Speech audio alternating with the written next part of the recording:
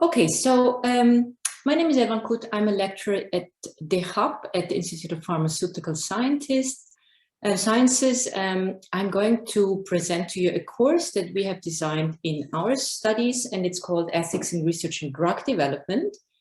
And what it is about, it's a 2 days compulsory course that we have in the Masters of Pharmaceutical Sciences. This is a rather small master's program that is international. We have 17 to 34 students. They all want to go and work afterwards in industry or academia research. So it's more research-based.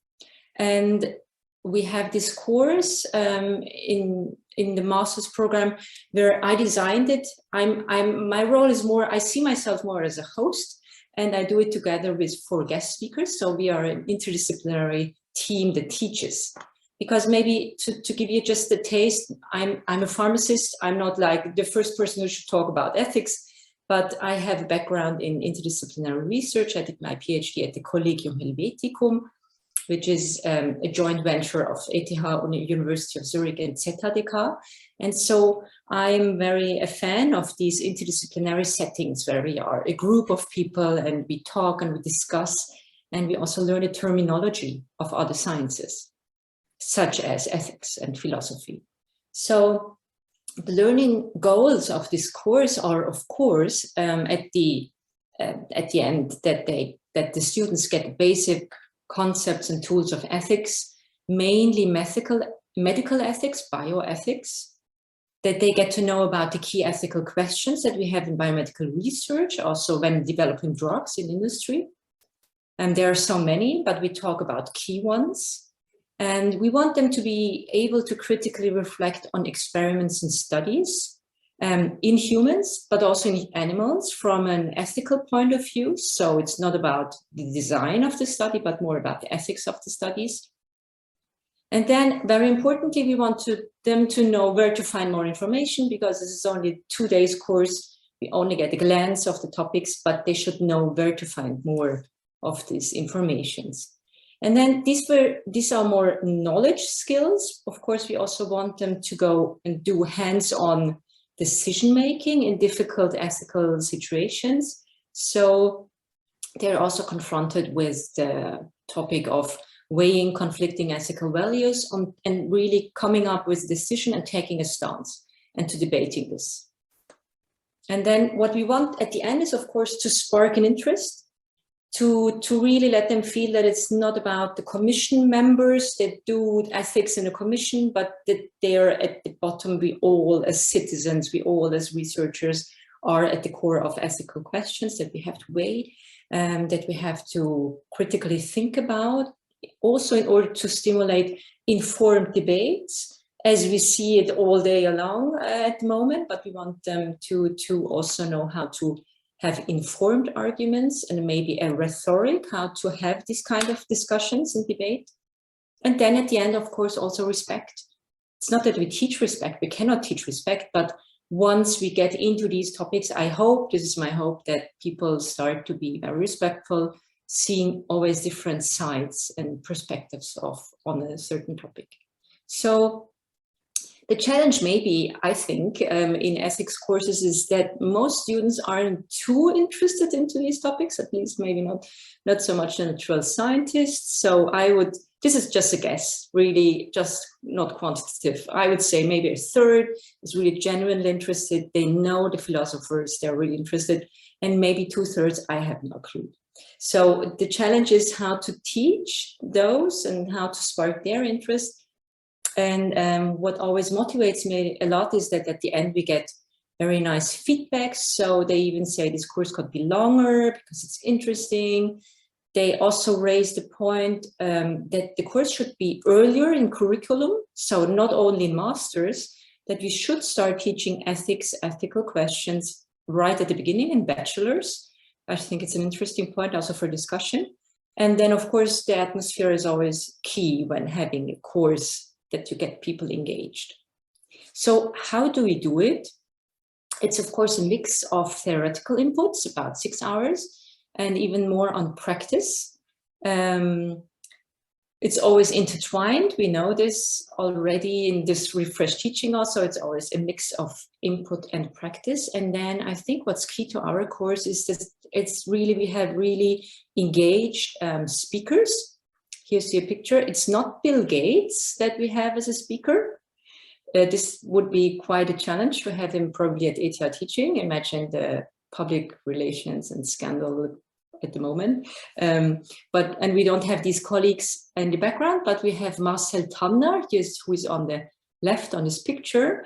You probably know him. He is very prominent as he was in the COVID task force. He is actually officially the highest scientist in Switzerland because he is the director, the president of the SCNAT, so Swiss Academies of Sciences. And then he is genuinely a very nice person, and he always comes. He's very motivated to speak to students and to engage them in topics also on global ethics, on how to develop drugs in rare and neglected diseases. He has done tremendous work in African studies on neglected diseases. So we have this team of speakers, and maybe to show you which topics we chose. So it's of course an introduction into ethics, but then we have an input on animal ethics. We have the animal welfare officer giving a talk, and we talk about drug industry, and we also talk about justice in drug development. So about also research agenda, who decides what research is done at the end. And then we have always these inputs and short interactive sequences.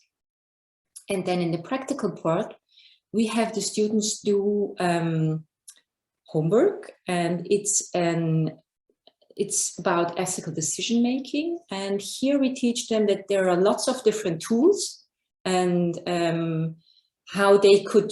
what can help them to find an ethical decision, which is really informed, not just fishing for arguments, but really having how to do it list. And we give it to them in the afternoon, and they have to come up with a paper analysis using this guideline. I will show you quickly afterwards how, because I would like to give you 2 more insights on how do we do the introduction into the ethics, and secondly, how do we do this practical work, the homework. So on this next slide, it's about the introduction. This is of course not given by me as a pharmacist, but by a philosopher. She is an ethicist. She has worked many times in different ethic commissions, especially in the area of biomedicine. And so she teaches, Susanne Brau, she teaches on, of course, the 4 principles of biomedical ethics, on these key topics that there are in ethics, also key ethical theories, such as Kant and utilitarianism, all these theories. And she does it, of course, in a theoretical way, but also by showing the students these little movies. You probably know them. They are also from, these that we show are from BBC. There are other ones, also from Schweizer Fernsehen did a few. And it's really nice to watch. I will show you quickly an example.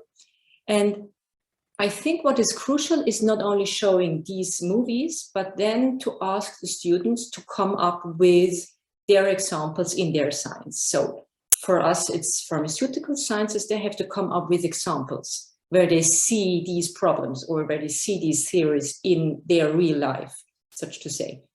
So they have to come up with this translation. And let's try on the next slide that I will quickly show you this one movie.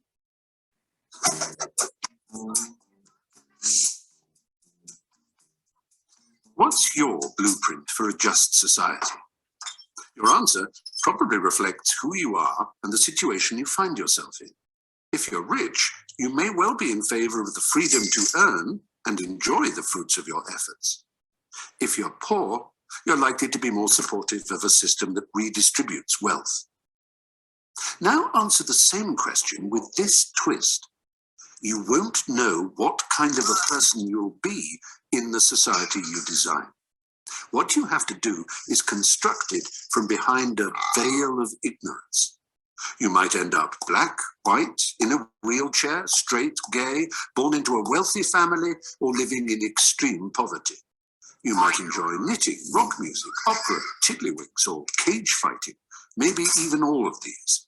You just don't know how you'll end up. This is the thought experiment at the heart of John Rawls's book, A Theory of Justice. He argued that from behind the veil, we'd opt for a much fairer society than we now have. There would be extensive freedom and fair equality of opportunity, but there wouldn't be extremes of high pay unless it could be shown that the poorest in society directly benefited as a result.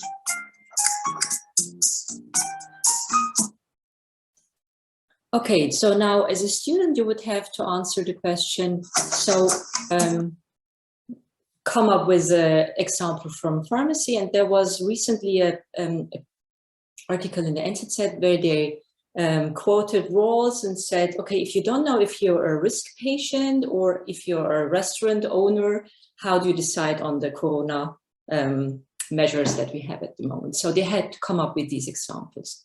So this to the introduction, and now to the homework that they have to do. So we give them, I don't know if you see it over here, we have the book. It's a book that we use by Barbara Bleich, Markus Hupenbauer, which I find very, very nicely written, very didactic, with practical examples about how to do a proper analysis. So we give them papers to read, and then they have to go through all of these 5 steps about the analysis of status quo and so forth. You know it, you can look up in the book. And then what they do is they do it for themselves, this work, and then they pool their group results and they have a debate on their decisions afterwards, which we have then in plenum. So this is what they do as a practical work also during the course. Here you see, for example, a screenshot of a group presentation where you see how they try to connect really the ethical theories with an example that they had to take from research. This was on malaria and mosquitoes. So they went through this analysis and we had really the debate in plenum. It's always nice to see how they connect topics with each other. So maybe coming as a summary to an end of my input. So what we do is really, as everyone does, hopefully, this mix of theory and practice. We have the students always make a translation to their own topics in the lab. We have plenty of time for discussion. And then I think key is also to have a very nice team of speakers who are all very engaged. And then it's a good atmosphere to teach ethics in this way. So with this, I close, and I would like to acknowledge and thank the team of guest speakers, which you can see here. Any questions, welcome.